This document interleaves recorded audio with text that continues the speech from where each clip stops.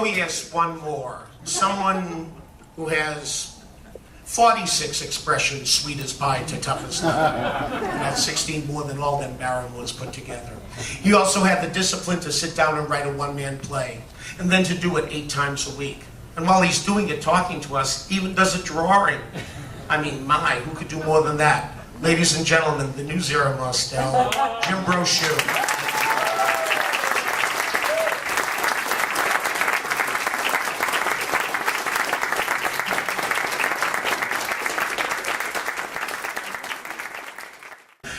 Jim, Kate, and Zero. You have a memory about them, don't you? Well, this is from the play, and it's Zero talking about meeting Kate and seeing Kate for the first time, and he says, "Kate was the most beautiful woman I ever saw in my life. Absolutely gorgeous. And I thought, being a Jew, I was going to scare her away, so I lied to her. I told her my real name was Remo Ferrugia. I told her my parents were from Tuscany and that my great uncle was Pope Leo the 13th. My poor mother overheard me talking to her on the phone and was very surprised to find out that her great uncle from Minsk had turned out to be the head of the Roman Catholic Church."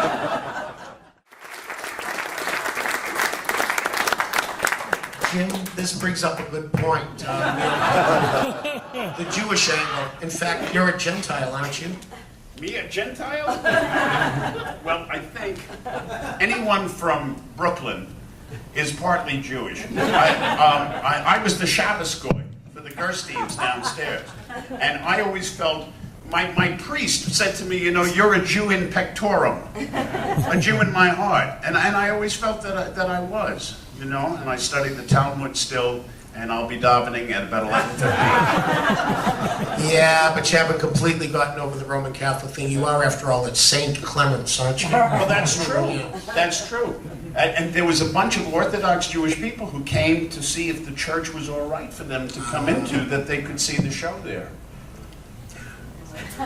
I had the privilege of knowing Zero from the time I was 13. Because I had a mentor named David Burns, and Davy Burns was in A Funny Thing Happened on the Way to the Forum. But before that, he was in Do Re Mi, so I would hang out at the St. James Do Re Mi. I lived in dressing room 2, Sandra, through all those years of Hello Dolly. And so when I went to see Forum for the first time, I went to see Davy. And being a stage-struck kid, the elevator for the Alvin Theater was here, but the stage was here. So I decided I was going to go sneak on, just stand on the stage. And I made a turn and bang, ran right into Zero. Now I was a little fat kid in a military uniform. And he said, "Who are you, General Nuisance?" And I said, "Oh, Mr.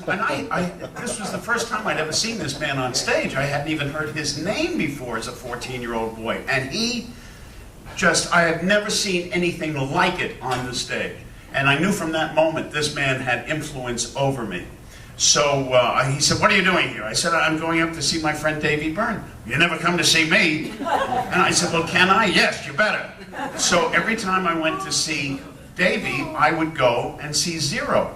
And one night, his dressing room was across the stage of the Alvin Theater, which is still and will always be the Alvin Theater to me, I'm sorry. But he was reading the riot act to one of the proteins named David Evans. And I mean, he just would, I'd never seen a fury like this in my life. And he said, "Never do it again or I'll throw you in the orchestra pit." And he turned and he saw me there. "Sergeant Brochu, please come." The turn was unbelievable. But it was that night that I saw Zero's leg. As he was reading, he had an awful blue terry cloth bathrobe on. And as he was yelling at David, I saw this leg, which was inhuman. It was purple, it was grafted skin. And when you talk about rhinoceros, he says one thing. In the play, I say, "Arthur, was it difficult becoming a rhinoceros every night?"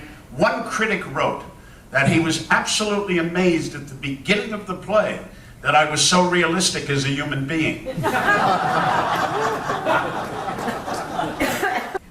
remember an incident that there was a party at my home, and Zero arrived, and Harold Clurman was standing in front of him, and Zero kept doing this with his feet on Harold Clurman's heels.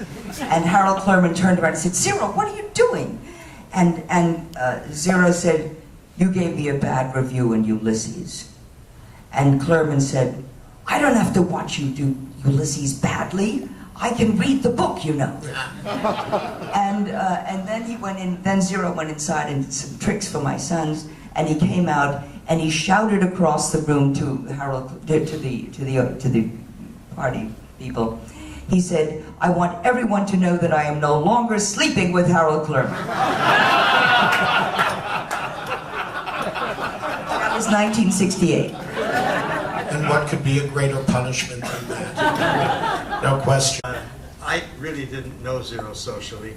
As with almost every show I've done, during the rehearsal period, I was always back in the hotel rewriting, so I didn't get to go to rehearsals much. I just wish that I had known him in his capacity as a painter. I did hear him one day talking to somebody and saying, I'm not an actor who paints, I am a painter who acts.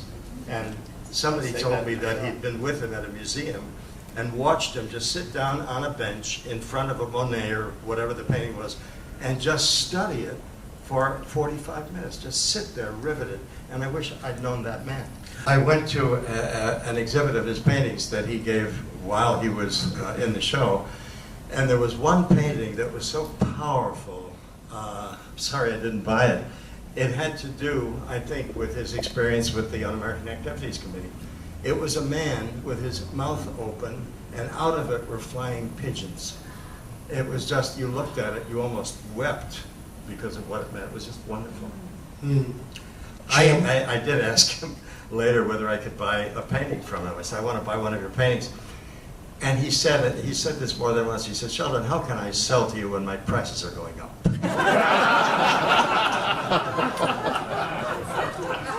Jim, do you want to wrap it up for us? Well, in 1970, I made my off-Broadway debut in a play called Unfair to Goliath. And there's a man sitting over there who I love very, very much named Jerry Towler, one of the great critics, one of the great writers of our time. In 1970, Jerry Towler wrote in his review of Unfair to Goliath in the Post, "The cast is very fine, but the fifth member, Jim Brochu, has my vote if they ever do the Zero Mostel story."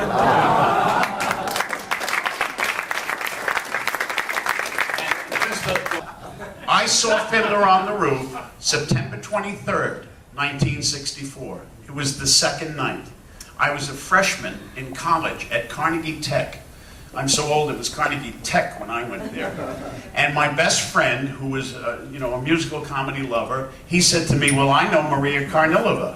And I said, "Oh yeah? Well, I know Zero Mostel." He said, "You do not." I said, "I do too." "Well, let's go to New York. If I introduce you to Maria Karnilova, will you introduce me to Zero?" And I said, "Yes." So we flew to New York together, I knowing I was going to be the great musical comedy star. He said he was going to be the next great composer of musicals. His name was Stephen Schwartz. I don't know whatever happened. True, absolutely true. We got to the theater and there were two separate tickets. One was A106 in the orchestra and the other one was S22 in the orchestra. So Steve said, "Well, I'm taking A106. I said, "No, your last name is Schwartz. It begins with S. Here's S22. And I sat behind Milton Green, who was the conductor of the show. And I knew Zero was a great comedian, but I never, ever knew what a great actor he was. And the curtain went up, and afterwards, Schwartz introduced me to Karnilova, and I had the privilege of introducing Stephen Schwartz to Zero Mostel. And it was one of the great nights of my life.